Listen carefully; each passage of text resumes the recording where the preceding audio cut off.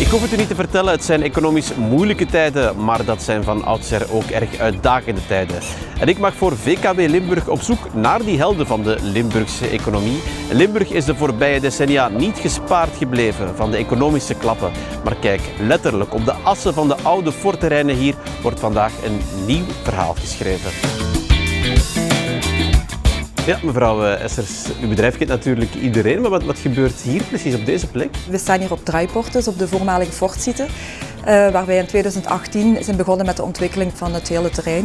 Wat we hier doen is warehousing en complexe logistieke activiteiten voor de chemiesector en voor farmagoederen die chemievereisten hebben. Het zijn opslagruimtes eigenlijk? Opslagruimtes, maar naast opslag doen we ook heel veel value-added, toegevoegde waardeactiviteiten voor onze klanten. Zoals bijvoorbeeld het labelen van producten, het herverpakken van producten, maar ook het mengen van goederen. En dat gebeurt dan door gespecialiseerde laboranten in een geconditioneerde omgeving. U hebt hier grote plannen sowieso? Ja, we hebben hier een oppervlakte van 28 hectare. En we hebben een capaciteit voor de toekomst voor 160.000 vierkante meter aan magazijnen. Dus het is de bedoeling dat we ook die 160.000 vierkante meter gaan realiseren. En op termijn zal dat goed zijn voor 420 jobs. Maar ook nog veel andere plannen, wat zijn die dan precies? Ja, een van de meest recente ontwikkelingen is de joint venture die wij hebben gesloten met de groep Magiels. Waarbij wij gaan investeren in een nieuwe containerterminal.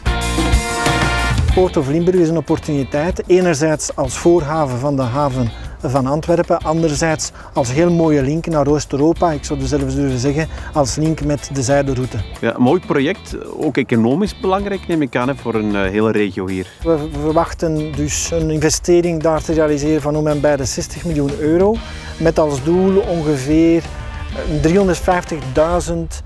containers. Als je dus vrachtwagens van 16 meter na elkaar plaatst, dan zou dat ongeveer 5.775 kilometer zijn.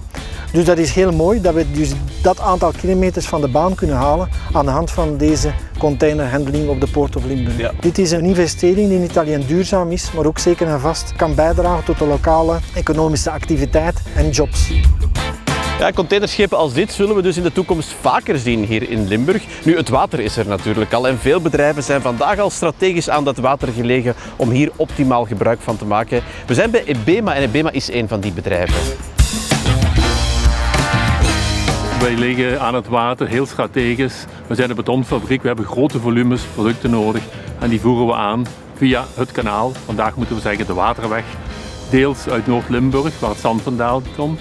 En deels uit de Ardennen, waar de kalksteen vandaan komt. Ja, dus die waterweg is echt de ideale heel belangrijk voor ons. Hoeveel schepen komen hier zo per dag? 1 à 2 schepen per dag, 1000 ton per schip. Dus dat is wel een grote hoeveelheid op jaarbasis. De wegen slippen toe, het kanaal heeft nog capaciteit. Er zijn verschillende projecten gaande om te onderzoeken hoe het kanaal beter kan gebruikt worden voor pelletgoed.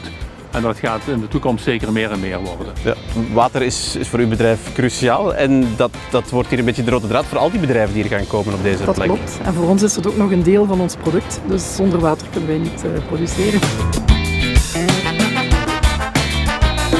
Het zijn dan wel moeilijke of uitdagende tijden. Economisch broeit er toch ook heel wat in Limburg. Volgende week gaan we op zoek naar 3 andere helden van die Limburgse economie.